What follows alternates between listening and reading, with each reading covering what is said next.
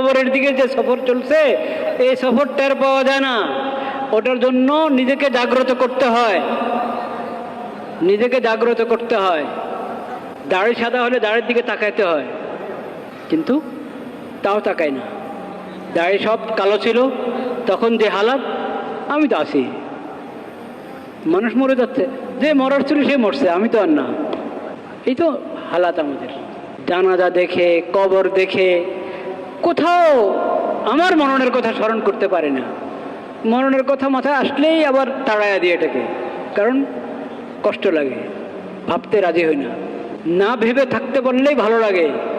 কবরের কথা না ভেবে থাকতে পারলে কি লাগে? ভালো লাগে, স্বস্তি লাগে, শান্তি লাগে। ফেরেশতা এসে যে প্রশ্ন করবে তখন আমার কি হালাত হবে, এটা ভাবতে ভালো লাগে না। এই ভালো না লাগলেও ভাবতে হবে।